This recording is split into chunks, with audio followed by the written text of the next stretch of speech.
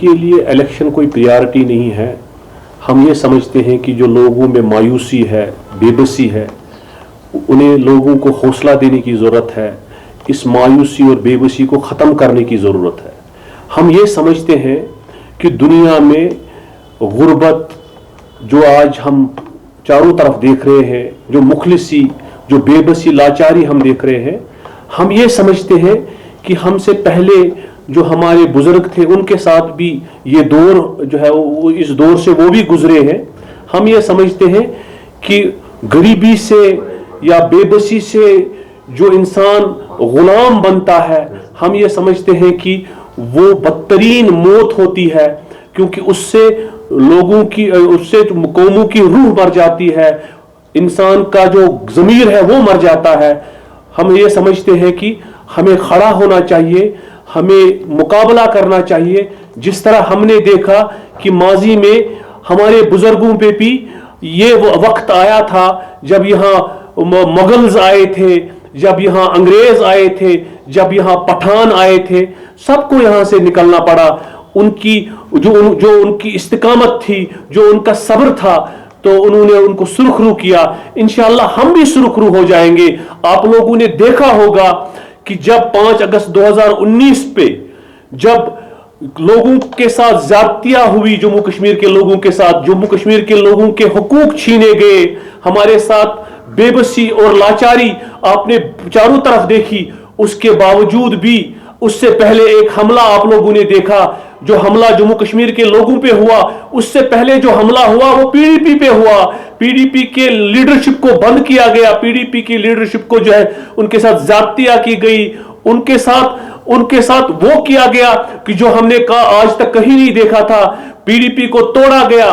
सिर्फ इसका रीजन ये था कि पीडीपी सीसी पिलाई हुई दीवार की तरह लोगों के एहसासात और जज्बात की तर्जुमानी कर रही थी। हमारा बार बार ये मुतालबा था कि मसले कश्मीर को हल करो।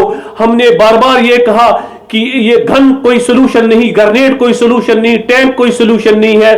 किसी को बंद करने से, चाहे वो हुर्रियत कॉन्फ्रेंस है या जमात इस्लामिया को बैन करना है, इससे मसले हल नहीं होते हैं। ये जो सारे मसले हैं ये ख्यालातों का एक जंग है। इनको बैठकर बातचीत करके हम इन मसलों को हल करना चाहते हैं। ये मसले हल हो सकते हैं। हमने बार बार कहा जुल्म बर्बरियत से कोई चीज यहां हासिल नहीं होगी। जो हमने देखा कि 5 अगस्त 2019 के बाद अगर कोई आवाज उठी, चाहे वो जर्नलिस्ट के साथ, जब जर्नलिस्ट लोगों की आवाज दबाई गई, अगर उनके हक में कोई आवाज उठी, वो महबूबा मुफ्ती साहिबा की आवाज उठी, वो पीडीपी की आवाज थी। चाहे वो मुलाजमों के साथ ज्यादतियां हुई, तब भी अगर कोई आवाज उठी, वो महबूबा मुफ्ती साहिबा की आवाज थी, पीडीपी की आवाज थी। लोगों के साथ ज्यादतियां हुई, हमारे घर मिसमार किए गए, हमारे जमीनें हमसे छीनी गई, तब भी अगर कोई आवाज उठी, वो महबूबा मुफ्ती साहिबा की आवाज थी, वो पीडीपी की आवाज थी। यही वजह है कि हम लोगों को कहते हैं कि हमें एक होना चाहिए, हमें एक जगह बैठकर इस चीज का फैसला करना है कि हमें चीफ मिनिस्टरों की जरूरत नहीं है। हमने प्राइम मिनिस्टर भी देखे, हमें एक लीडर की जरूरत है।